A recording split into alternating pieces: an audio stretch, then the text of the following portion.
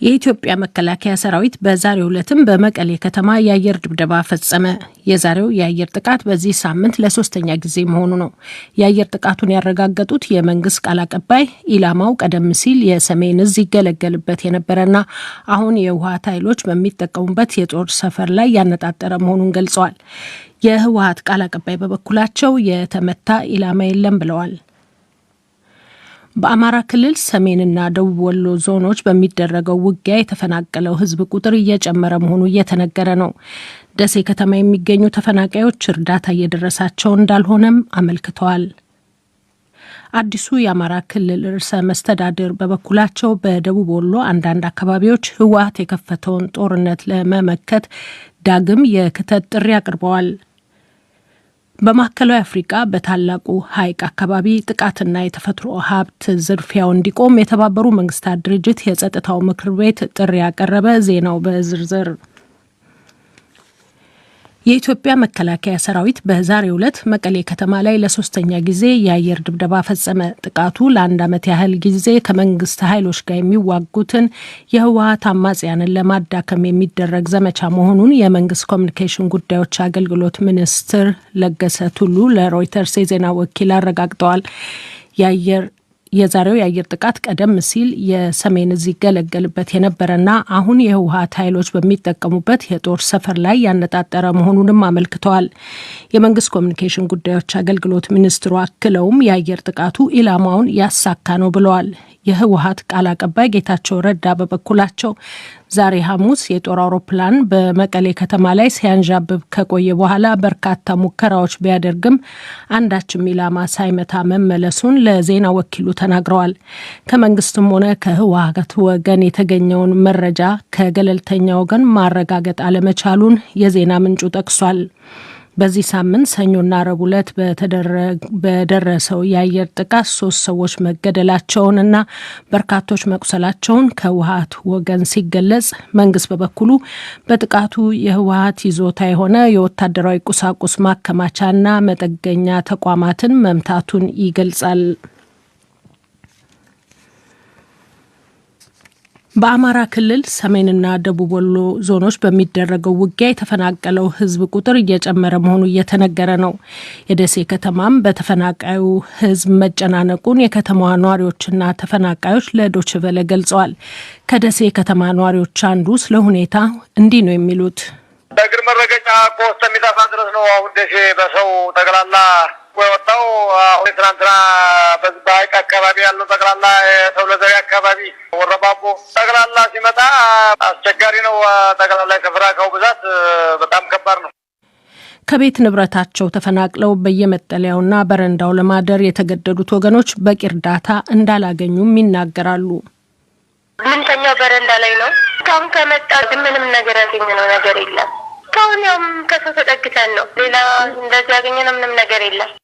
በትምህርት ቤት የተጠለሉትም ቁጥራቸው በመበርከቱ ሜዳ ላይ የሚያድሩ መኖራቸውንም አመልክተዋል። ኮምቦልቻ ከተማም በርካታ ተፈናቃዮች መኖራቸውን የተገለጸው። በደቡብ ወሎ ባለፈው ሳምንት ብቻ ከቀያቸው የተፈናቀሉት ወገኖች ከ250 ሺህ እንደሚበልጡ የደቡብ ወሎ ዞን አደጋ መከላከልና ምግብ ዋስትና ጽሕፈት ቤት መረጃ ያመለክታል።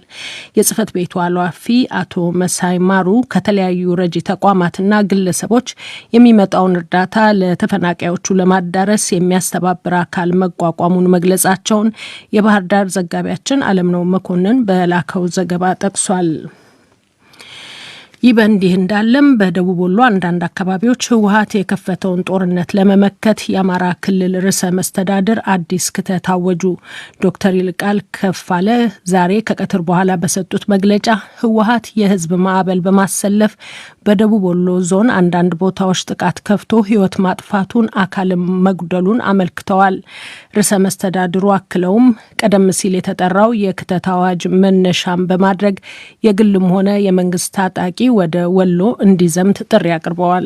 አሁንም ጠላት ከኋላ በርካታ ህዝብ በደጀንነት አሰልፎ የመጣ በመሆኑ ከወገኖቻችን ጎን በመሰለፍ ከጀግናው የደቡብ ወሎ ህዝብ ጎን በመሰለፍ የምንችለውን ሁላ ማገዝ ቀደም ሲል የክልላችን መንግስት ያደረገውን የክተት ጥሪ መነሻ በማድረግ በክልላችን የምትገኙ ሁሉም የመንግስት ታጣቂዎች፣ የግል ታጣቂዎች እና ወገናችን ለማገዝ ለመዝመት የምትፈልጉ ሁሉ በየአካባቢው ካለው አመራር ጋር በመቀናጀት ወደ ወሎ ለመዝመት እንድትነሳሱ በዚህ አጋጣሚ ጥሬን አስተላልፋለሁ። አያይዘውም ርዕሰ መስተዳድሩ ህወሓት በፈጠረው ቀውስ በርካቶች ከቤት ንብረታቸው ተፈናቅለው በየዘመዱና በየመጠለያው እርዳታ ፈላጊ መሆናቸውን አንስተዋል። ለዚህም በሀገር ውስጥም ሆነ በውጭ የሚኖሩ ኢትዮጵያውያንና ትውልድ ኢትዮጵያውያን የበኩላቸውን ድጋፍ እንዲያደርጉም ጠይቀዋል። በወራሪ ኃይሉ በደረሰባቸው ጥቃት ምክንያት በየቦታው ተፈናቅለው ተቦሳቅለው የሚገኙ ወገኖቻችን በመደገፍ በሀገር ውስጥም በውጭም የምትኖሩ ወገኖቻችን የበኩላችሁን ተጨማሪ ድጋፍ እንድታደርጉ ጥሬን አስተላልፋለሁ። ህወሓት የጀመረው ጦርነት በአማራና በአፋር ተወስኖ እንደማይቀር ያሳሰቡት የአማራ ክልል ርዕሰ መስተዳድር ይልቁንም የቡድኑ ዓላማ ኢትዮጵያን በማተራመስ የምስራቅ አፍሪካን ቀጣና ሰላም ማናጋት መሆኑንም አመልክተዋል። እንዲያም ሆኖ ርዕሰ መስተዳድሩ በዛሬው ጋዜጣዊ መግለጫቸው ጥያቄ ለመጠየቅ ለጋዜጠኞች እድል አለመስጠታቸውን አለምነው መኮንን ከባህር ዳር በላከው ዜና ገልጿል። አድማጮች የምትከታተሉት የዶይቼ ቬለ ዲደብሊውን ዜና ነው። በማዕከላዊ አፍሪካ በታላቁ ሐይቅ አካባቢ ጥቃትና የተፈጥሮ ሀብት ዝርፊያው እንዲቆም የተባበሩ መንግስታት የጸጥታው ምክር ቤት ጥሪ ያቀረበ። የጸጥታው ምክር ቤት ትናንት በኬንያ በቀረበው የውሳኔ ሀሳብና 15ቱ አባላቱ በተስማሙበት ውሳኔው በተጠቀሰው አካባቢ የሚንቀሳቀሱ ታጣቂ ቡድኖች በአስቸኳይ ጥቃት እንዲያቆሙ ጠይቋል። አክሎም ምክር ቤቱ የታጣቂ ቡድኖቹ አባላት በአስቸኳይና በዘላቂነት እንዲታገዱና ትጥቃቸውንም እንዲፈቱ በመቀጠልም የዴሞክራቲክ ሪፐብሊክ ኮንጎ መንግስትም በምስራቃዊ ግዛቱ ስልጣኑን እንዲያጠናክርም ጥሪ አቅርቧል። የጸጥታው ምክር ቤት ከምስራቅ ኮንጎ የተፈጥሮ ሀብት በህገ ወጥ መንገድ እየተበዘበዘ ለንግድ መቅረቡንም ማውገዙንም የፈረንሳይ የዜና ወኪል በዘገባው ጠቅሷል። የአፍሪካ ታላቁ ሐይቅ አካባቢ ቡሩንዲ፣ ዴሞክራቲክ ኮንጎ፣ ዩጋንዳና ሩዋንዳን ያካትታል። ፈረንሳይ ውስጥ ከትናንት ከሰዓት በኋላ ጀምሮ የነፈሰው ኃይለኛ ንፋስ ከ250 ሺህ በላይ ቤቶችን የኤሌክትሪክ ኃይል አቅርቦት አቋረጠ። አውሮራ የተሰኘ ስያሜ የተሰጠው አውሎ ነፋስ በተለይ በፓሪስ አካባቢ፣ ኖርማንዲ፣ ሰሜናዊ ፈረንሳይና ምስራቅ ሎረን ግዛቶች ላይ ከፍተኛ ተጽዕኖ ማድረሱን የሀገሪቱ ባለስልጣናት አመልክተዋል። በምዕራባዊ ብሪትኒ ግዛት ብዙ ቤቶች በጎርፍ መውደማቸውንም ተገልጿል። የባቡር መጓጓዣ የተሰናከለ ሲሆን ከየአካባቢው በንፋሱ የተገነደሱ ዛፎችን የሚያሳዩ ፎቶዎች በማህበራዊ መገናኛ ዘዴዎች እየተዘዋወሩ ነው። የኤሌክትሪክ ኃይል ኩባንያው ኤንዲስ 3000 የሚሆኑ ቴክኒሽያኖቹ የኤሌክትሪክ ኃይል አቅርቦቱን እንዲያስተካክሉ ማሰማራቱን ገልጿል።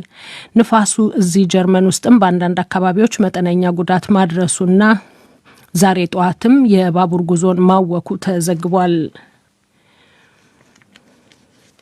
የአውሮፓ ህብረት በእስር ላይ ለሚገኘው ለሩሲያው የተቃውሞ ፖለቲካ መሪ አሌክስ ናቫልኒ ዓመታዊውን የሳካሮቭ የሰብአዊ መብት ሽልማት ሰጠ። የህብረቱ ፓርላማ ትናንት ሽልማቱ ለናቫልኒ መሰጠቱን ይፋ ሲያደርግ ጠንካራ ጀግንነት የተላበሰ ሰብዕና አለው በማለት አወድሷል። የአውሮፓ ፓርላማ ፕሬዝዳንት ዴቪድ ሳሶሊ በመግለጫቸው የ45 ዓመቱ ሩሲያዊ ፖለቲከኛ በፕሬዝዳንት ቭላዲሚር ፑቲን አስተዳደር ውስጥ ያለውን ሙስና በማጋለጥ በማህበራዊ መገናኛ ዘዴዎች ዘመቻ ሲያደርግ መቆየቱን፣ በዚህም ጥቃቶችን በማጋለጥ በሚሊዮን የሚገመት ህዝብ በመላው ሩሲያ ድጋፍ ማግኘቱንም አመልክተዋል። አያይዘውም በሀገር ውስጥ ዋነኛው የፑቲን ተቀናቃኝ ናቫልኒ በአስቸኳይ ከስር እንዲለቀቅ ጥሪ አቅርበዋል።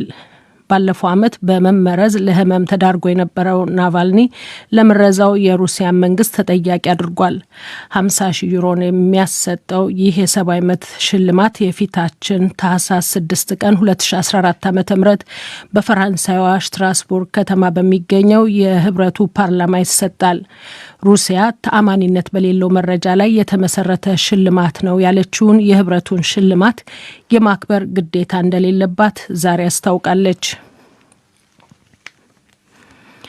የሶሪያ መንግስት 24 ሰዎችም በሞት ቀጣ። የሀገሪቱ የፍትህ ሚኒስቴር ዛሬ እንዳስታወቀው ሰዎቹ በሞት የተቀጡት ባለፈው ዓመት ሶሪያ ውስጥ የተነሳውን ሰደድ እሳት ለኩሰዋል በሚል ተከሰው ነው። የሶሪያ ፍትህ ሚኒስቴር ወንጀለኞች ያላቸው እነዚህ ሰዎች ባደረሱት የሽብር ጥቃት ህይወት መጥፋቱን፣ መሰረተ ልማቶችና የመንግስት ንብረቶች መውደሙንም አመልክቷል። በዚሁ ጥፋት አብሮ የተከሰሱ ሌሎች 11 ሰዎችም የእድሜ ልክ እስራት እንደተፈረደባቸው አስታውቋል። 5 አዳጊ ወጣቶችም በዚሁ ጥፋት ከ10 እስከ 12 ዓመት የሚደርስ እስራት ተፈርዶባቸዋል። በሞት የተቀጡትም ሆነ እስራት የተፈረደባቸው ተከሳሾች ባለፈው ዓመት መስከረም የለኮሱት እሳት 280 ከተሞችና መንደሮች ማዳረሱንና 370 ቤቶችን መጉዳቱን ሚኒስቴር መስሪያ ቤቱ አመልክቷል። በዚህ እሳትም 24 ሄክታር ደንና ተክል መቃጠሉም ተገልጿል። የሞት ቅጣት ሶሪያ ውስጥ እንግዳ ባይሆንም በአንድ ጊዜ በርከት ያሉ ሰዎች ላይ ተፈጻሚ ሲሆን የዛሬው የመጀመሪያ ነው ተብሏል። ይህ ዶቼ ቬለ ነው።